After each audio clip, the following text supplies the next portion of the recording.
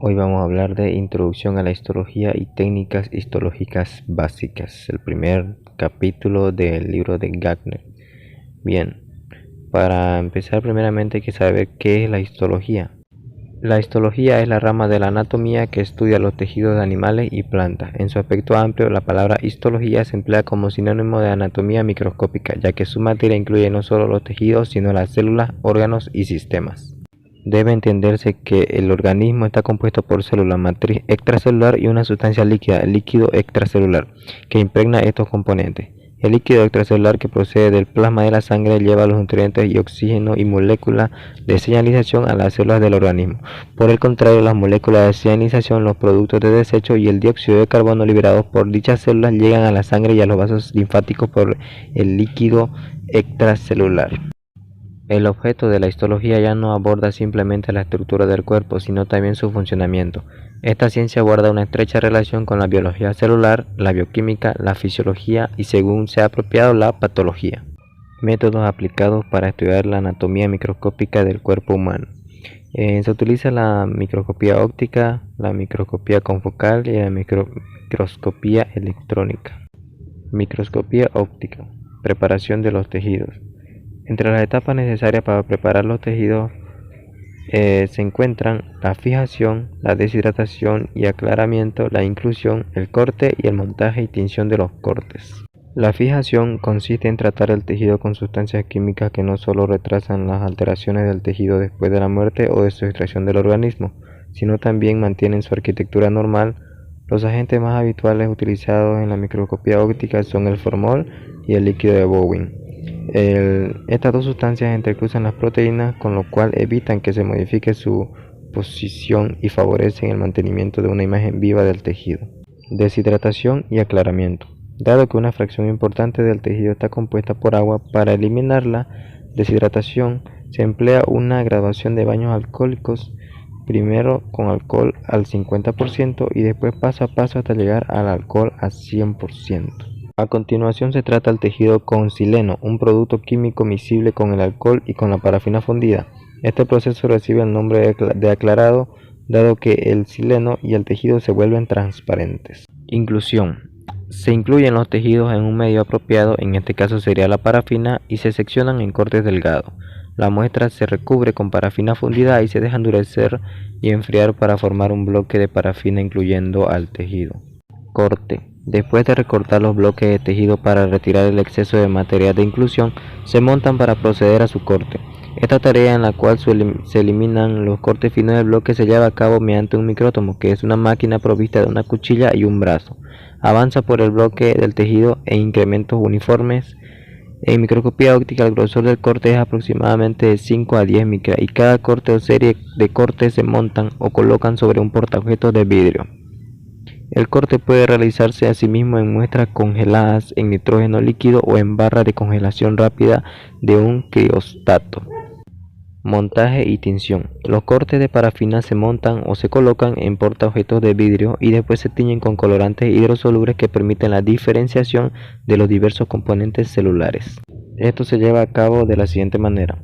Los cortes se montan en portaobjetos de vidrio recubiertos con un material adhesivo. Dado que muchos constituyentes tisulares poseen aproximadamente las mismas densidades ópticas, es preciso teñirlos para facilitar su estudio por microscopía óptica.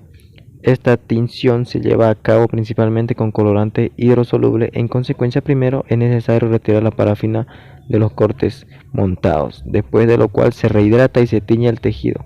Una vez realizada la tinción, se vuelve a deshidratar el corte de manera que el cubreobjeto pueda fijarse de forma permanente mediante el empleo de un método de montaje adecuado. El cubreobjeto no solo protege al tejido de posibles daños, sino también es necesario para ver el corte al microscopio. Los colorantes pueden agruparse en tres clases: los que diferencian los componentes ácidos y básicos de la célula, los que distinguen los componentes fibrosos de la matriz extracelular, y las sales metálicas que se precipitan en los tejidos y forman depósitos de metales en ellos. Los colorantes utilizados habitualmente en histología son la hematoxilina y la eosina. La hematoxilina es una base que tiñe de color azul preferentemente los componentes ácidos de la célula. dado que los componentes más ácidos son el ADN y el ARN, el núcleo y las regiones del citoplasma ricas en ribosomas se tiñen azul oscuro. Se dice que estos componentes son basófilos. La eosina es un ácido que tiñe los componentes básicos de las células de un color rosado, debido a que muchos componentes del citoplasma tienen un pH básico. Las regiones del citoplasma se tiñen de un color rosa. A esto se llama acidófilos. Aquí podemos observar la tinción de la hematocilina, la eosina y la fusión de ambos, y también otros tipos de colorantes. Microscopio óptico. Los microscopios compuestos están formados por una configuración específica de lentes que permiten alcanzar una gran magnificación y una buena resolución de los tejidos visualizados. Técnicas de imagen digital. Las técnicas de imagen digital utilizan la tecnología informática para capturar y manipular las imágenes histológicas. Mediante estas técnicas podemos visualizar inmediatamente la imagen adquirida, modificar digitalmente la imagen, mejorar la imagen con ayuda de programas, guardar en un formato digital la imagen y por último transmitir electrónicamente las imágenes. Interpretación de los cortes microscópicos. Se refiere más que nada a aprender a interpretar un corte bidimensional como si fuera tridimensional, debido a la complejidad que éste tiene. Métodos avanzados de visualización. Se han desarrollado varias técnicas que permiten estudiar el funcionamiento de las células, los tejidos y los órganos por medio del microscopio. Las modalidades más utilizadas son la histoquímica, citoquímica, la inmunocitoquímica y la autorradiografía. Histoquímica y citoquímica. Los métodos histoquímicos y citoquímicos se basan en reacciones químicas, procesos enzimáticos y procesos físico-químicos que confieren coloración al tejido, al tiempo que permiten identificar la localización de diversas moléculas intra y extracelulares. Uno de los métodos histoquímicos más utilizados es la tinción del ácido periódico de Schiff, también llamado PAS. Inmunocitoquímica.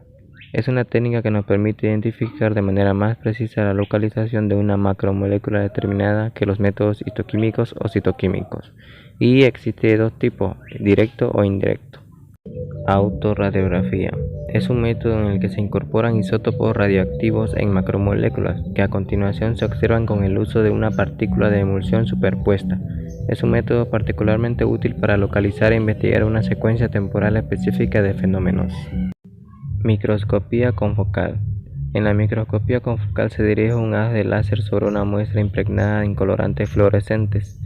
El haz incidente que atraviesa un espejo dicroico excita dichas moléculas que emiten fluorescencia.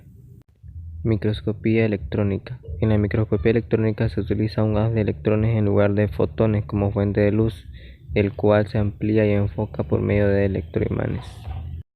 Existen dos modalidades de microscopía electrónica, la microscopía electrónica de transmisión y la microscopía electrónica de barrido. Microscopía electrónica de transmisión. En la microscopía electrónica de transmisión se utiliza cortes más delgados para teñir los tejidos y se requieren técnicas de precipitado de metales pesados en lugar de colorantes hidrosolubles. Microscopía electrónica de barrido. Esta proporciona una imagen tridimensional del espécimen y solo se utiliza para observar superficies. Y por último tenemos a la técnica de fractura por congelación, o también llamada criofractura. Este método permite mostrar las proteínas transmembranales de las membranas celulares. Se lleva a cabo mediante el choque de especímenes congelados con una hoja de corte muy fría, causando así fracturas. Se crea una réplica del tejido agregado platino y carbono al corte y se analiza. Eso ha sido todo por el capítulo de hoy. Si te gustó y te ayudó, pues no olvides darle like, y si quieres esperar los próximos capítulos, suscríbete para estar al tanto de que próximamente estaré trayendo el capítulo 2.